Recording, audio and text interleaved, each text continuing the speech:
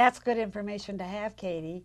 But what about the people who have done all that homework to get the right new car and they still get a lemon? And that does happen. So what do? We turn to the lemon law. But the lemon laws vary throughout the country according to the states. So it gets so confusing. To help us out, Andy McCallan from the Attorney General's office in Colorado is an attorney, and he's going to help us understand this. Welcome, Andy. Thank you, Carol. It's a pleasure to be here. Well, what is the lemon law? So the lemon law is it's a rare law that applies in only rare circumstances. It is a narrow law that protects customers who have truly bought a lemon. So a lemon is defined under Colorado law as a brand new car that's under warranty. And it can be a truck or other vehicles too. It can be a truck, it can be a car, but it cannot be a motorhome or a motorcycle. Okay. So those are the two things that it does not apply to. Okay. Also, ATVs are not covered by this. Okay. So generally, it's a car that you would use to drive to and from work and home. And the idea behind the law is if a car has a problem, it would be identified almost immediately, say within the first year that you own the car. So the law doesn't apply beyond the first year after you take delivery of it. And so in order for the law to protect the customer, what needs to happen is you have to have it into the shop at least 4 different times for the same repair. Frustrating. Or you can have it, the law would cover you if the car is out of commission for 30 or more business days. So those are the two circumstances where the law would protect a customer.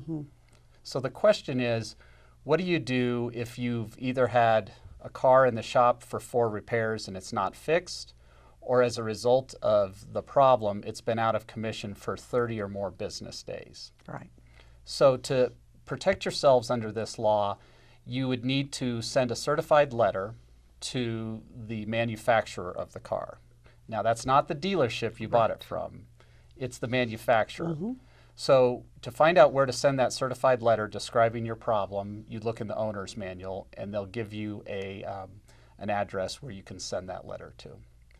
What we'd also recommend customers do is go to the Better Business Bureau auto line and work through the mediation through the Better Business Bureau, because maybe you can get some results there and short circuit the problem.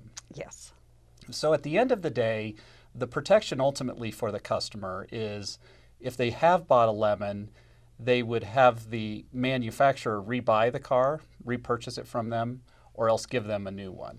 But as I indicated, the circumstances where this law would apply are very narrow, and we see in my experience very few lemons that are out there.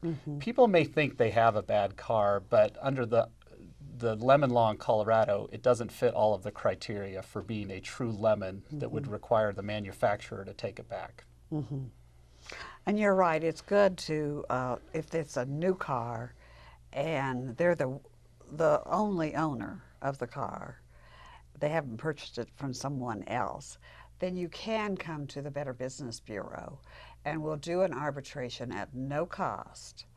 And you've found that's very successful, haven't you? That's something that can short circuit and get you to a resolution quicker than if you were to go through the procedures under the Colorado lemon law. And the decision is binding to the manufacturer, but it is not binding to the consumer. So if you decide you don't like the decision, you can still go on and look at other efforts to resolve the situation.